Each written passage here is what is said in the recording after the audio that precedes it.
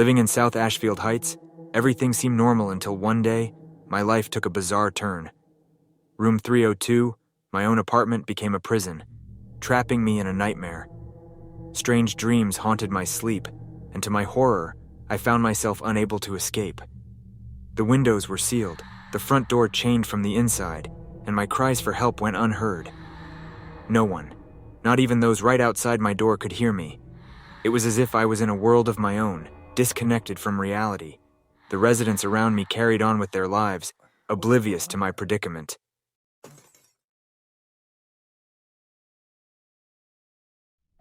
Waking up on a long descending escalator in the subway world, confusion engulfed me. The empty hallways and desolate subways stretched out before me, an unsettling maze to navigate. It was a realm twisted from reality. In this bizarre place, I encountered Cynthia Velasquez, a woman convinced she was trapped in a dream. She sought my help in finding a way out, promising a special favor in return. Who are you? What's your name?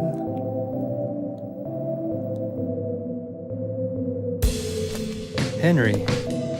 And you? This is my dream, and you don't even know my name. It's Cynthia. Your dream. That's right. This is just a dream. And a really terrible one, too. I hope I wake up soon. So you think this is a dream, huh? Well, if it's not a dream, what is it?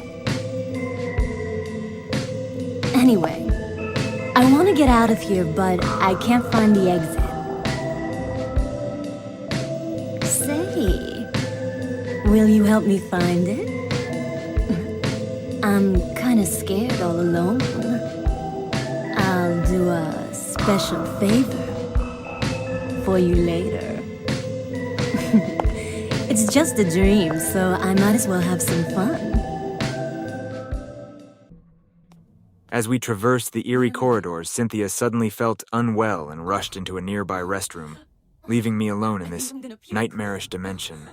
The air hung heavy with uncertainty as I pressed forward, determined to unravel the mysteries of this other world. After patiently waiting for Cynthia's return, it dawned on me that she had vanished into thin air. The unsettling stillness was shattered by the arrival of the first monster, the sniffer dog. Its presence heightened the eerie atmosphere of this world. Driven by a growing sense of unease, I entered the bathroom where Cynthia had disappeared. To my surprise, all the stalls were empty, as if she had never been there. The mysteries deepened. Navigating through a hole in the bathroom led me back to room 302, my apartment. The phone rang, and to my shock, it was Cynthia on the other end.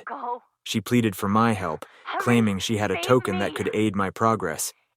The cryptic nature of her call left me with more questions than answers as I prepared to face the unknown that lay ahead. As I reached Cynthia, she was fading away, blood staining her, and 1621 etched on her left breast.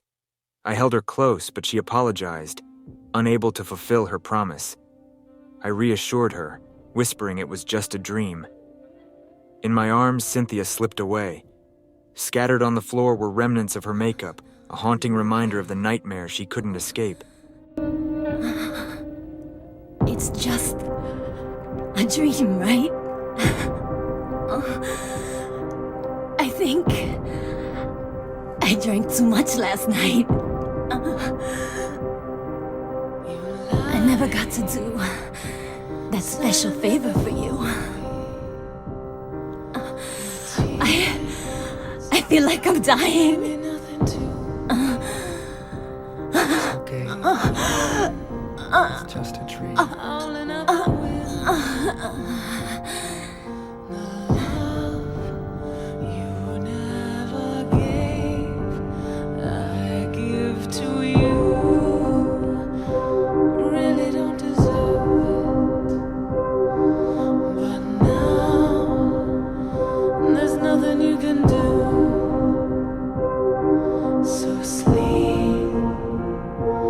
In your only memory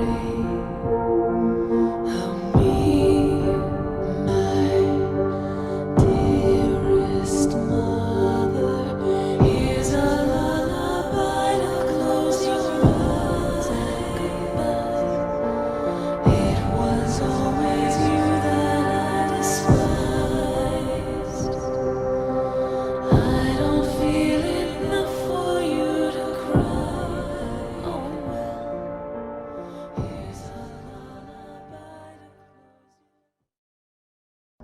Entering the forest, I encountered Jasper Gain, a peculiar man with a love for chocolate.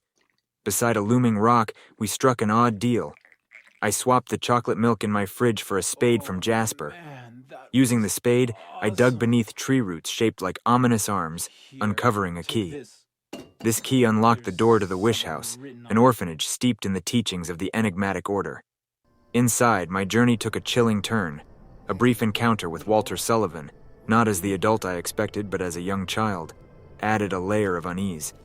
As I explored further, I stumbled upon Jasper, engulfed in flames, the haunting 1721 carved on his chest. Jasper, slowly burning to death, spoke hauntingly of meeting the devil. It was a moment that sent shivers down my spine, leaving me to grapple with the horrors hidden within this world.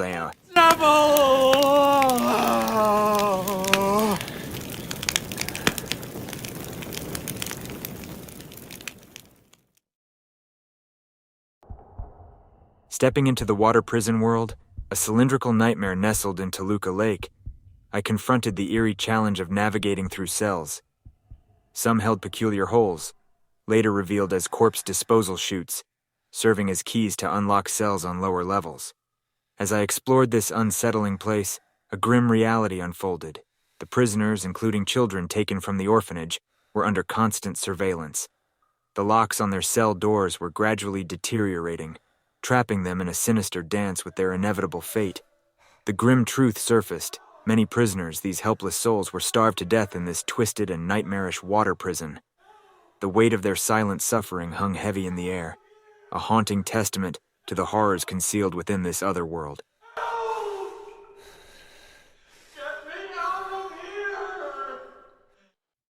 Encountering Andrew DeSalvo in the water prison world was a grim revelation.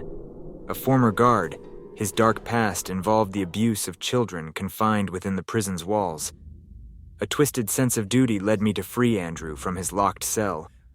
In our brief encounter with the child Walter Sullivan, Andrew issued a grave warning about the unstable state of Walter's mind. Fearing for his safety, Andrew abruptly fled, leaving me to navigate the nightmarish corridors alone. Make me stay in there, Walter, I'm telling you, stay down. Walk away.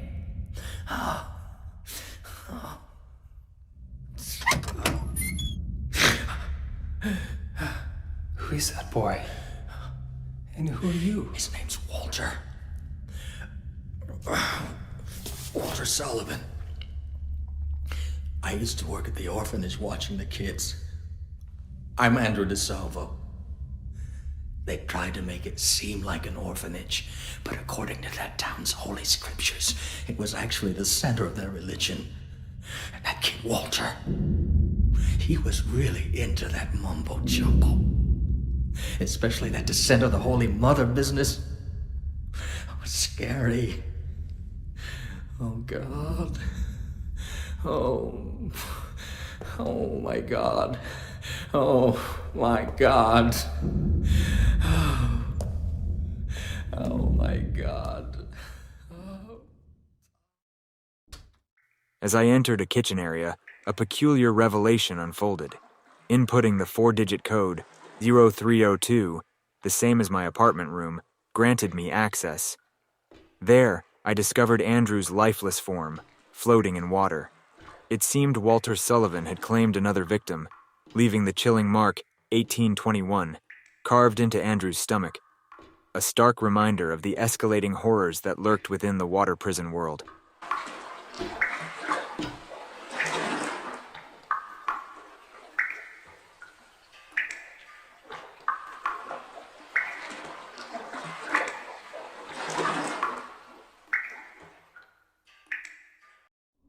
Entering the building world was like stepping into a surreal mirror of Ashfield, a distorted reality that echoed the familiar structures from my everyday life, including the hotel visible from my bedroom window.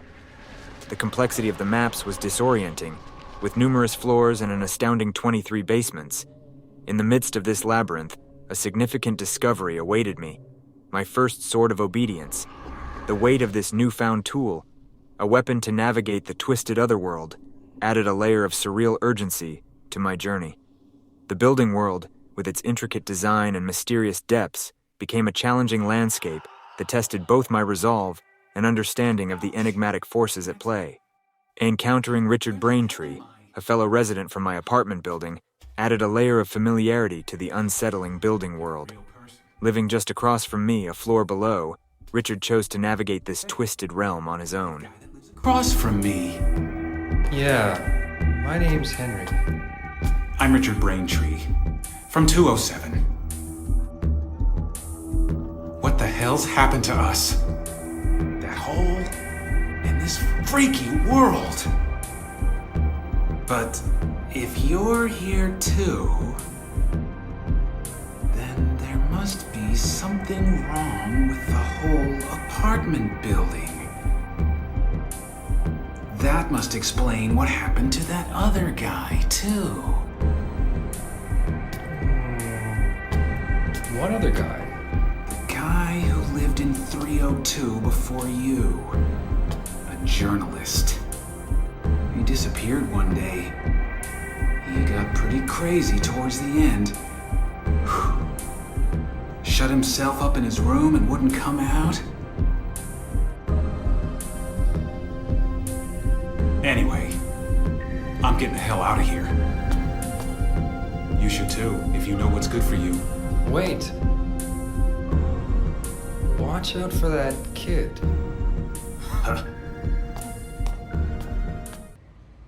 As I descended through an elevator, I caught sight of Richard chasing a young Walter Sullivan.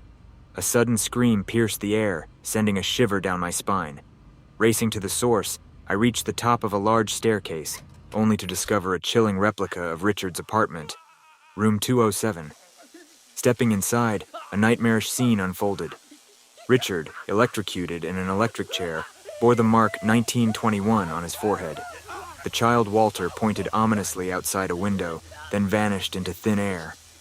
Overwhelmed with helplessness, I tried to free Richard from his grim fate, but my efforts were in vain. I could only stand witness to his tragic demise, a haunting reminder of the unfathomable horrors embedded within this world in Niesind.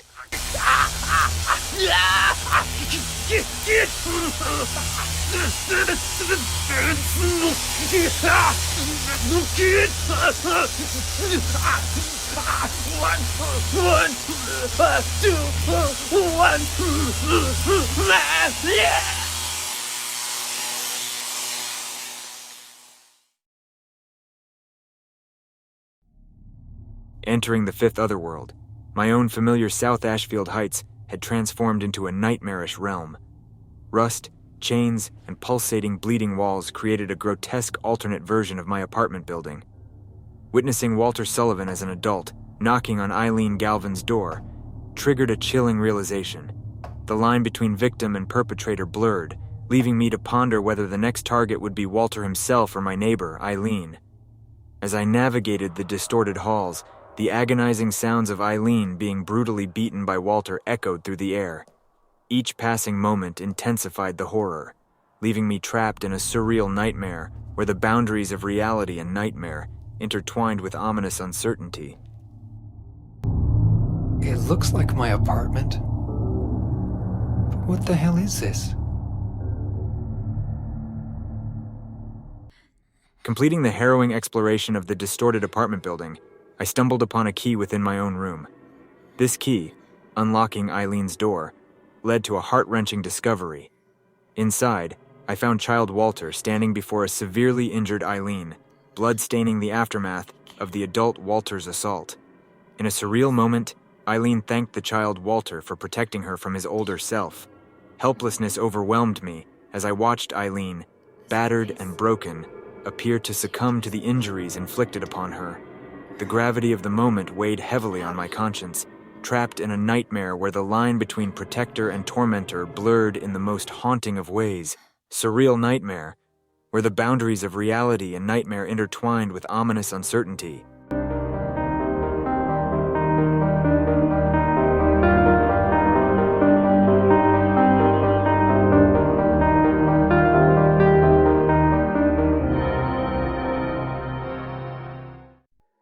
Waking up in the alternate St. Jerome's Hospital, I encountered Walter, engaging in unsettling actions with surgical instruments on a female body. The disturbing sight compelled me to hastily flee the room. In my frantic escape, I stumbled upon Eileen's purse abandoned on the floor. The unsettling discovery deepened as I found numerous X-ray pictures, each revealing the intimate details of Eileen's body. The hospital world unfolded as a nightmarish tapestry, weaving together fear and confusion, leaving me to navigate its twisted corridors in search of answers and a way out. Using a key discovered in the hospital, I unlocked Eileen's room to find her sleeping on a bed. Startled, she woke up, initially disbelieving my accounts of the surreal experiences we had both endured. As the memories of Walter's assault resurfaced, she apologized, and together, we resolved to face this nightmarish reality.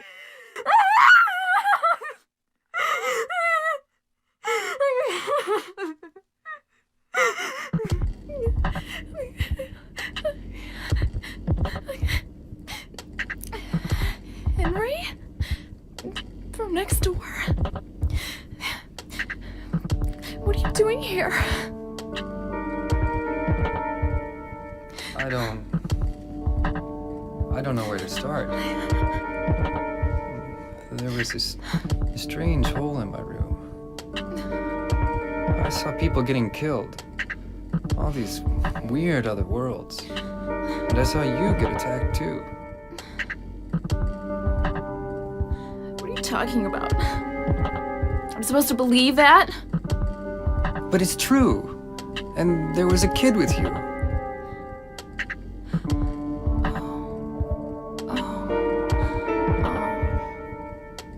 I remember now. I was getting ready to go to my friend's party.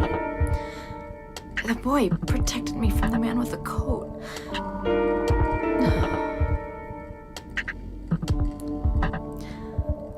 I'm sorry I didn't believe you. I guess there's something wrong with me. I just feel so scared. This place. Where is it anyway?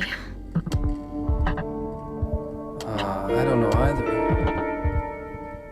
But I do know that if you get killed here, then you die in the real world too. Anyway, the only way out of here is through that hole. Okay. Okay, take me with you.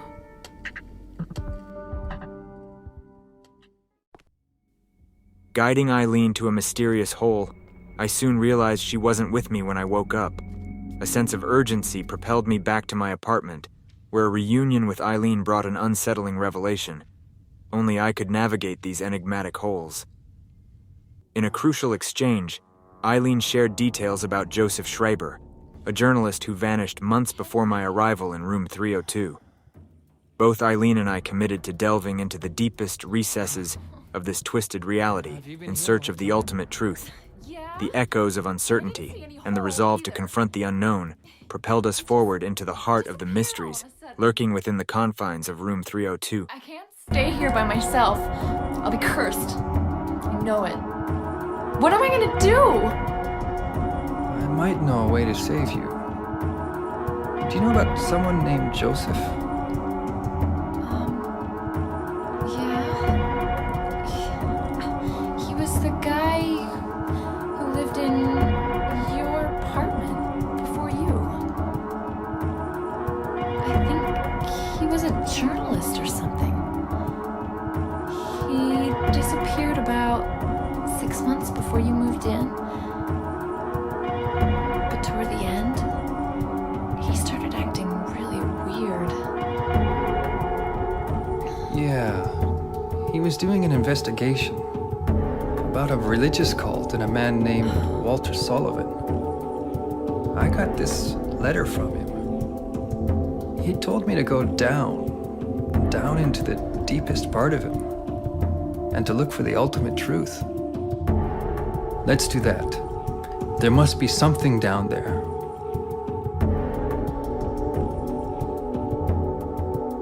Okay. I'll do it. You're the only chance I've got. I'll stick with you. Encountering Cynthia Velasquez, her long black hair obscuring her face, was a chilling experience. Delving back into the location of her murder, I discovered a train handle, a key to unraveling the mysteries of the subway world. Using the train handle, I maneuvered a train on the King Street Line platform, uncovering an exit from the subway world. However, the relief of progress was short-lived. As I and Eileen reached the end of the subway world, a creeping sense of dread enveloped us. Walter Sullivan emerged, becoming an ominous presence, stalking our every move. The air thickened with tension as we faced the impending threat, uncertain of the horrors that lay ahead.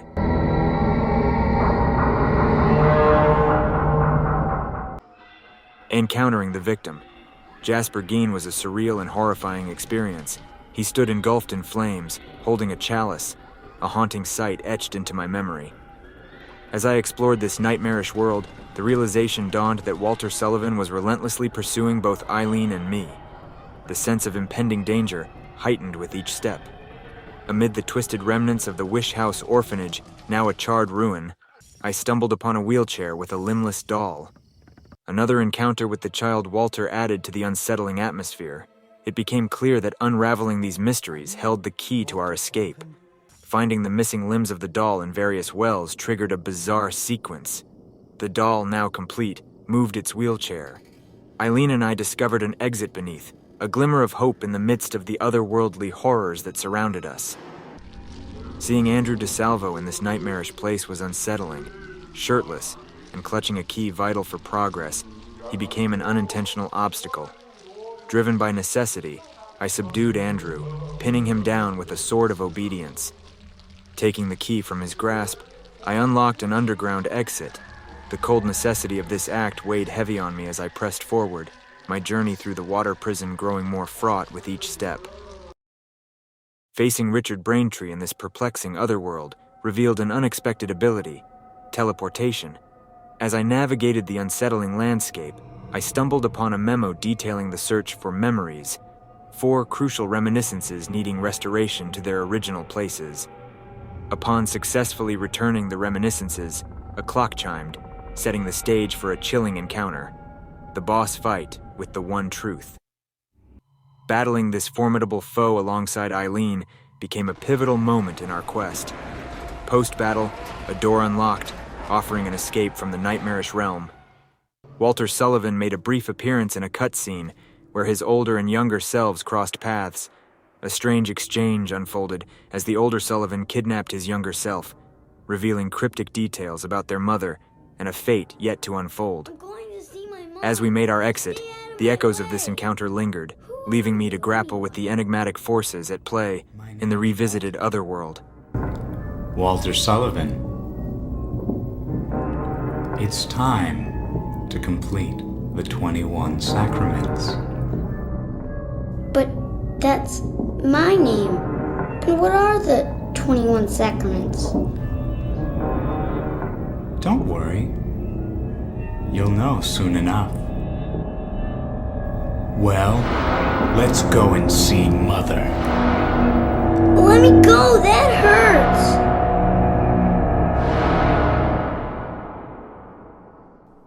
Damn!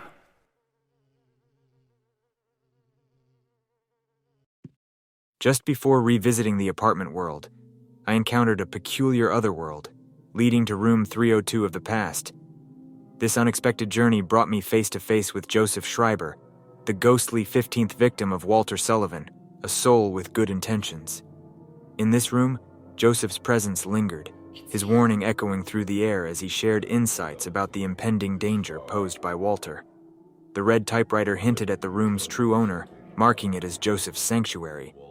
Candles scattered on the floor illuminated the space, and a conspicuous dent in the wall, presumably crafted by Joseph himself, added to the room's mysterious ambiance. The encounter with Joseph in this ghostly iteration of room 302 stirred a sense of urgency, propelling me and Eileen toward the inevitable confrontation with the looming truths embedded within the apartment world. Delving deeper into the mysteries surrounding Walter Sullivan, a notorious serial killer from Ashfield's past, I uncovered a disturbing pattern. Walter, who once terrorized the town, left a grim legacy with numbers carved into his victims. Arrested and later taking his own life, he seemed to have returned as a ghost, haunting his new victims. Born in room 302, Walter's tragic origin unfolded. Abandoned by his parents, he was left in the care of Frank Sunderland, the building's superintendent. Sent to the Wish House orphanage, Walter delved into occult teachings, believing room 302 to be his mother. As an adult, he embarked on a macabre quest to awaken his perceived mother through a ritualistic series of 21 murders, each ending with the removal of the victims' hearts. Walter's twisted journey involved a ritual known as the 21 Sacraments, with 10 murders preceding his own suicide. This act allowed him to remain in his manifested world, perpetuating the cycle of horror. Encountering victims 16 through 19, I witnessed the grim aftermath of Walter's ritual. In his other worlds, I faced both an immortal adult and a child manifestation of Walter, each a haunting reflection of his dark and tortured existence. Receiver of wisdom, Henry Townshend. Even now, it may not be too late. Follow the crimson tome. Stop him. If not, wherever you run, he will catch you. Find him. His true location. It must be nearby. You must kill him. You must kill him. In the apartment otherworld, I faced a grim tableau. 6 hanging corpses, each releasing a chain barring entry to the superintendent's room. Walter's father's voice echoed with haunting memories. In Frank Sunderland's room, a chilling discovery awaited. A box harboring Walter's umbilical cord, preserved for decades. As I touched the cord, Walter's memories flooded my mind, causing an overwhelming headache. Eileen's attempt at comfort fell short as the pain consumed me. Resolute, Eileen embarked on a quest to find Walter's child self, and we parted ways in pursuit of answers in this nightmarish labyrinth. It's Walter. He's crying. Even finishing the 21 Sacraments? It won't help that boy.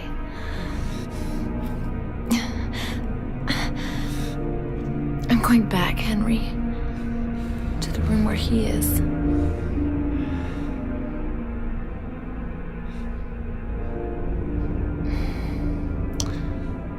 We're the only ones. The only ones that can stop him.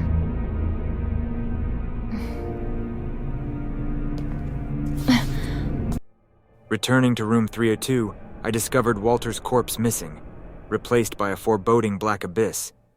Venturing into its depths, I encountered a macabre chamber, an ominous mechanism, spiked and spinning, surrounded by a pool of blood. 8 spears and a monstrous torso loomed. A dire revelation unfolded as Walter Sullivan materialized, revealing Eileen's possession and her unwitting march towards the deadly machinery. In a final confrontation, I wielded Walter's umbilical cord, breaking the monster's immortal grip.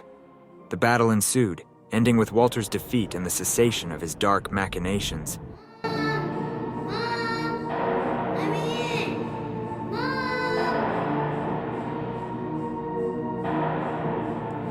Hey there, little Walter.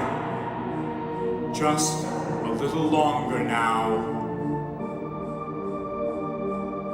Henry, you're it. The last of the 21 Sacraments. The final sign. The receiver of wisdom.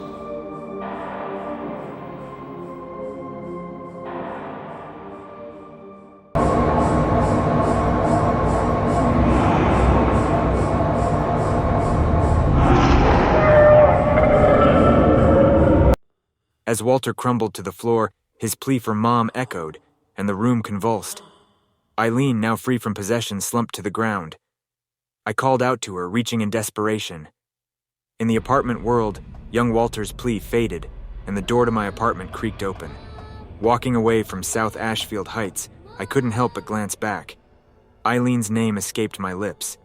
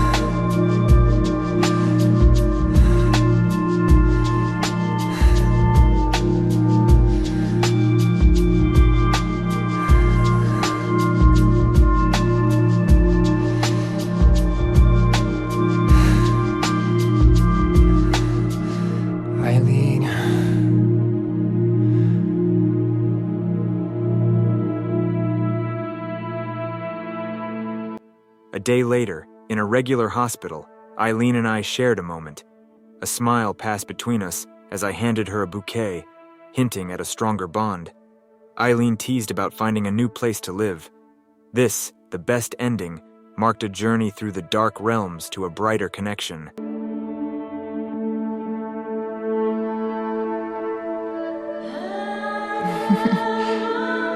Thanks.